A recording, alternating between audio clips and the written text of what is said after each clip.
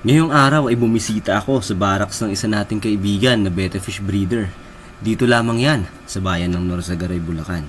Isang mapagpalang araw na naman nga po pala sa bawat isa at ako nga po pala si Japula. Ngayong hapon nga ay bumabiyahe ako papuntang Friendship Village Resources or FVR sa bayan ng Norzagaray, Bulacan para bisitahin ang barracks ng kaibigan nating fish breeder na si Jude. Maya-maya nga lang ay nakarating na ako at dito na lamang ako naghintay sa kanya sa arko mismo ng FVR.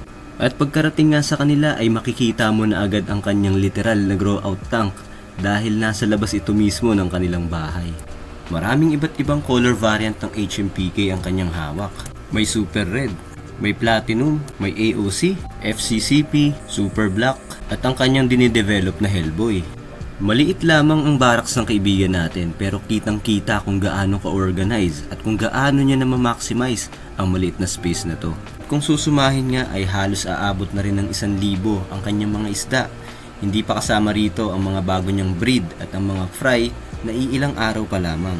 Marami nga siya rito mga juvie size na mga isda na kaunting panahon na lang ay pwede na ring maibenta. Nagbebenta nga pala siya ng kada piraso o di kaya wholesale at sa mga pet grade, ang wholesale niya ay 50 pesos each, minimum of 10 pieces. Syempre kapag kada piraso ay iba na rin ang presyo at depende rin ito sa quality ng isda.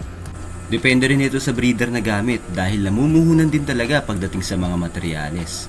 Sa kasalukuyan, yung mga malapit-lapit lamang ang kanyang binibentahan. Yung kaya lang din niyang deliveran at ipadala sa Lalamove. Hindi pa rin kasi siya nakakapag-ship sa ibang lugar lalo na sa mga malalayong probinsya. At kung malapit ka nga lang sa Norzagaray, Bulacan ay i-message niyo lamang siya kung nais mo ring bumili ng mga isda sa kanya.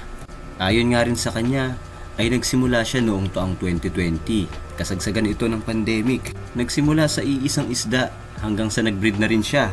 Sumali sa mga show at ito nga ang ilan sa kanyang mga trophies. Bago nga umalis, binigyan niya rin niya pala tayo ng 2 isda. Isang aquatic plant at liquid calcium na maganda rin talaga ang benepisyo para sa ating mga alaga. Ayun lang at hanggang dito na lamang din ang ating video. Maraming salamat sa lahat. Ingat, God bless and to God be the glory. Happy fish keeping sa bawat isa.